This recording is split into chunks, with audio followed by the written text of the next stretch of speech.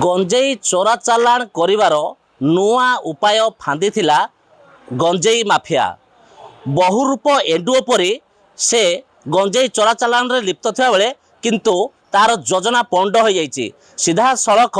Police जाल रे पड़गला। ये दृश्य देखु आम देखिपे ये जो इनोवा कार जो दामी कार टी रखाई आज सोनपुर पटु बौद्ध आड़ को आसूला ये कार जेतेबेले बौद्ध पुलिस बलासिंगा छक निकट में से पेट्रोलिंग करुला गाड़ी को अटकईला एवं गाड़ी अटकईवा परे ड्राइवर पुलिस को देखी खसी जा चेष्टा करुला किंतु पुलिस कबलरू फिटी पारि नथिला। पुलिस हाबुड़े पड़ता एवं जेतेबेले पुलिस गाड़ी को जबत करथिला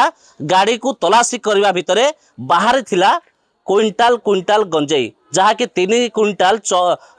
ऊर्ध गंजेई जबत करथिला एवं देखि पारुथिबे ये माफिया केते चतुरतार सह गंजेई चालान करुथिला। से विभिन्न उपाय फांदला गोटे बीजेपी रो कर्मकर्ता बोली देखाउथला जहाँ दलीय पताका बंधा जाइछि अन्यपटे केतेबेले पुलिस रो परिचय दे बेपार करुला। एपटे देखि पारुथिबे वेस्ट बेंगल टू आरंभ करी छत्तीसगढ़ शेष में ओडिशा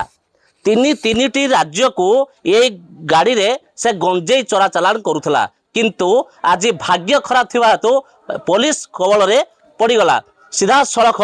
देखि पारुथिबे दृश्य छत्तीसगढ़ वेस्ट बेंगल एवं Odisha 6 high security duplicate number करी ए इनोवा कार रे गंजेई चोरा चालान करुला एवं पुलिस रो परिचय मध्य केतेबेले देउथला तो केतेबेले बीजेपी रो किछि परिचय दे मध्य चालान करुला किंतु आज बौद्ध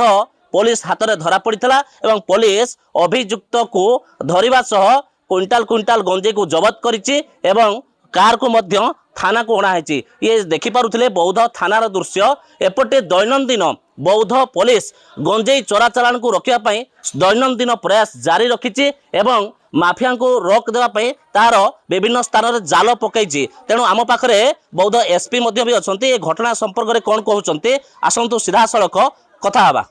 बौद्ध रे गंजेई विरुद्ध रे कड़ा कार्यानुष्ठान नेवाजिबो जमती कि पूर्व भी कहुई आईटा ऑनरेबल डीजी भी स्ट्रिक्ट इंस्ट्रक्शन अच्छी नशामुक्त भारत नशामुक्त ओडिशा आमर अच्छी नशामुक्त बौद्ध आउ से दिगरे आम कौन से भी लोक को जी कि सिटीजनरी हो पुलिस हो आम क्या छाड़ा ना। गत काली बौद्धर 151 नंबर केस डेटेड 29 तारीख में गोटे कन्स्टेबल 10 किलो गंजेई सहित धरा पड़ते कोर्टे चालान कराई। से छत्रपुर बौद्ध को आसते आतेबे गंजेई नहीं जाते बघियापड़ा पाखे पुलिस धरी छड़ा आज भी गोटे सकाଳେ गोटे केस है बौद्ध पीएस केस नंबर 152 जो थे कि 342 किलो गोटे इनोवा जबत होता सहित ड्राइवर भी अरेस्ट होती। शुणिले तो दर्शक बंधु जहाँ बौद्ध एसपी राहुल गोयल कहते सूचना देउथिले जे गंजेई मुक्त अभियान रे बौद्ध पुलिस एक्शन मोड रे अछि एवं किछि दिन तले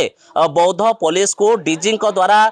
पुरस्कृत मध्य भी होइतिले एवं गंजेई चोरा चालान रखिबा किंबा गंजेई मुक्त अभियान को भल कार्य करथारु पुरस्कार मध्य पाइतिले। तेणु बौद्ध एसपी प्रतिक्रिया रखुतिले जे बौद्ध को किबड़ी गंजेई मुक्त करा जिवो से प्रयास जारी रखा जाइए विभिन्न स्थान में